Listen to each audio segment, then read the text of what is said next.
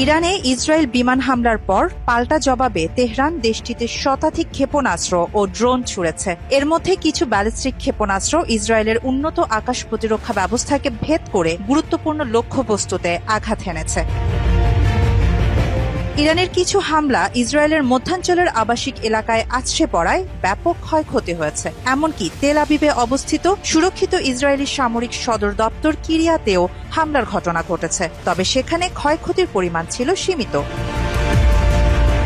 Iran দাবি করেছে তারা ইসরায়েলের সামরিক গোয়েন্দা কেন্দ্র ও বৈদেশিক গোয়েন্দা সংস্থা মোসাদের একটি পরিকল্পনা কেন্দ্রে আঘাত করেছে। এর মাধ্যমে ইসরায়েলের সবচেয়ে উন্নত ও বিশ্বের সর্বাধুনিক আকাশ প্রতিরক্ষা ব্যবস্থা ভেদ করার সক্ষমতাও দেখিয়েছে তারা।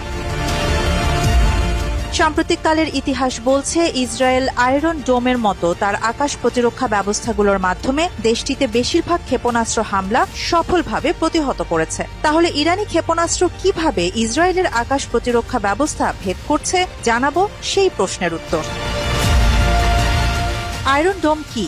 আয়রন ডোম ধেয়ে আসা কোনো রকেট বা ক্ষেপণাস্ত্রকে শনাক্ত, এর গতিপথ নির্ধারণ ও ধ্বংস করে। ইসরায়েলের দাবি এই ব্যবস্থা 90% সফল।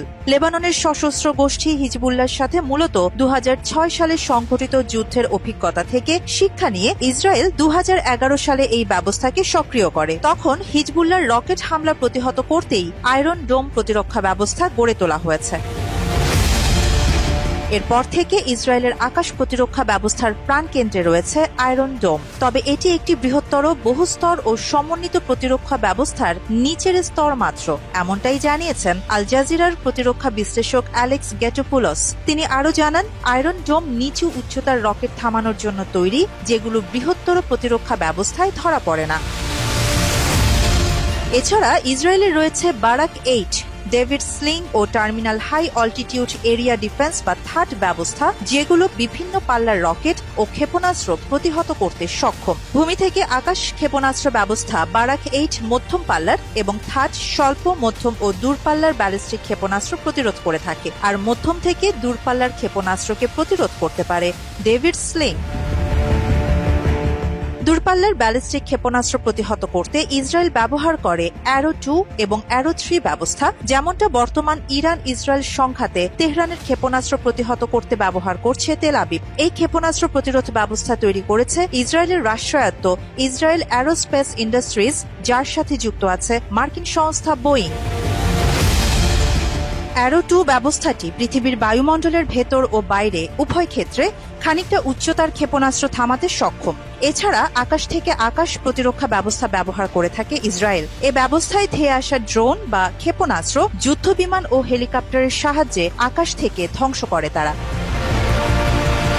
ইন্টারসেপ্টর বা আক্রমণ প্রতিহতকারী ক্ষেপণাস্ত্র যদি কমে যায়, তাহলে আর বেশি সংখ্যক ক্ষেপণাস্ত্র প্রতিরোধ করা যায় না। এছাড়া কোনো প্রতিরক্ষা ব্যবস্থাই শতভাগ ক্ষেপণাস্ত্র হামলা ঠেকাতে পারে না। মাত্র 30% টাকায় জমির মালিক হয়ে নতুন বাংলাদেশের গড়ে তোলার স্বপ্ন দেখা বাংলা বসতি। ইসরায়েলের আকাশ প্রতিরক্ষা ব্যবস্থা মূলত 3টি অংশ নিয়ে গঠিত: রাডার ব্যবস্থা, কমান্ড সেন্টার ও প্রতিরোধী ক্ষেপণাস্ত্র সংবলিত লঞ্চার। লন্ডনের কিংস কলেজের পোস্ট ডক্টরাল গবেষক মেরিনা মিরন আল জাজিরাকে বলেন, শত্রুপক্ষের ক্ষেপণাস্ত্র আসতে থাকলে প্রথমে রাডার সেটিকে শনাক্ত করে, পরে কমান্ড সেন্টারে সতর্ক বার্তা পাঠানো হয়। এই সেন্টার মূল্যায়ন করে কোন ক্ষেপণাস্ত্র ধ্বংস করা হবে। এরপর লঞ্চার সাধারণত ধেয়ে আসা কোনো ক্ষেপণাস্ত্র থামাতে দুটি প্রতিরোধী ক্ষেপণাস্ত্র ছোড়ে।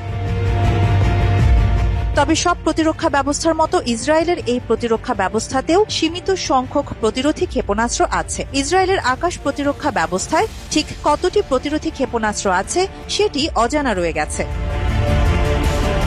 এরই মধ্যে ইসরায়েলি এক সেনা কর্মকর্তা বলেছেন, তাদের প্রতিরক্ষা ব্যবস্থা 80 থেকে 90% সফল, তবে শতভাগ সাফল্য কোনো ব্যবস্থাতেই নেই। এর মানে কিছু ইরানি ক্ষেপণাস্ত্র ইসরায়েলের প্রতিরক্ষা ভেদ করতে সক্ষম হয়েছে। তাহলে কিভাবে সফল হলো ইরান? এ বিষয়ে সম্পূর্ণ নিশ্চিতভাবে না জানলেও বিশেষজ্ঞরা বলছেন, কয়েকটি সম্ভাব্য উপায়ে ইরানি ড্রোন ও ক্ষেপণাস্ত্র ইসরায়েলের প্রতিরক্ষা ভেদ করেছে। এক্ষেত্রে সবচেয়ে সাধারণ কৌশল হল অতিরিক্ত ড্রোন ও ক্ষেপণাস্ত্র পাঠিয়ে ইসরায়েলের প্রতিরোধী ক্ষেপণাস্ত্র শেষ করে ফেলা।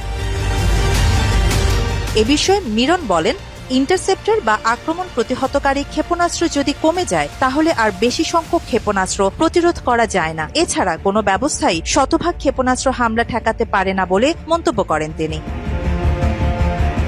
এদিকে আল জাজিরার বিশ্লেষক গ্যাটোপুলোস বলেছেন, ইরানের হাতে এখন হাইপারসনিক ক্ষেপণাস্ত্র রয়েছে, যা ক্রমাগত উন্নত ও পরিণত ব্যালিস্টিক ক্ষেপণাস্ত্র প্রতিরক্ষা ব্যবস্থারই প্রত্যক্ষ ফলাফল। কারণ কোনো আকাশ প্রতিরক্ষা ব্যবস্থা ফাঁকি দেওয়ার একটি উপায় হলো এমন ক্ষেপণাস্ত্র ব্যবহার করা যা অতি দ্রুত গতিতে উড়ে আসে, ফলে প্রতিরক্ষা ব্যবস্থায় সাড়া দেওয়ার জন্য সময় অনেক কম থাকে। হাইপারসনিক ক্ষেপণাস্ত্রগুলোর রাডারে ধরা পড়লেও প্রতিহত করা কঠিন বলে জানিয়েছেন বিশ্লেষকরা। কিছু হাইপারসনিক ক্ষেপণাস্ত্রের সাথে হাইপারসনিক গ্লাইড ভেহিকল HGV সংযুক্ত থাকে। এটি একটি যুদ্ধাস্ত্র যা শব্দের চেয়ে 5 গুণ দ্রুত গতিতে উড়তে ও দিক পরিবর্তন করতে সক্ষম হয়। ইরানের ফাত্তা 2 ক্ষেপণাস্ত্রে HGV ব্যবহৃত হয়েছে। এটি দেখতে একটি সাধারণ ক্ষেপণাস্ত্রের মতো, যার শেষ প্রান্তে একটি উড়ন্ত যান যুক্ত থাকে। প্রতিরক্ষা বিশ্লেষক গ্যাটোপুলোস ব্যাখ্যা করে বলেন, শুধু যে HGV দ্রুত গতিতে চলে তা নয়, এগুলো পথের মধ্যে আচমকা দিক বদল করে, একে বেঁকে এগোয় এবং সাধারণ ব্যালিস্টিক ক্ষেপণাস্ত্রের মতো পূর্বানুমানযোগ্য পথে চলে না। এমন দ্রুত ও অনিয়মিত ধাঁচি চলাচলের ফলে এগুলো আকাশ প্রতিরক্ষা ব্যবস্থা এড়াতে সক্ষম হয়, কারণ আকাশ প্রতিরক্ষা ব্যবস্থা মূলত ক্ষেপণাস্ত্রের গতিপথ অনুমান করে প্রতিরোধ গড়ে তোলে। এছাড়া ইরানের অস্ত্র ভান্ডারে আছে হেভেইজেহ সহ বিভিন্ন ধরনের ক্রুজ ক্ষেপণাস্ত্র। ইসরায়েলের বিরুদ্ধে হামলায় এ ধরনের ক্ষেপণাস্ত্র ব্যবহার করেছে দেশটি। এগুলো ব্যালিস্টিক ক্ষেপণাস্ত্রের তুলনায় কম উচ্চতায় ধীর গতিতে উড়ে যায়, অনেকটা চালকবিহীন বিমানের মতো। এ কারণে এগুলো রাডারে ধরা কঠিন হয়।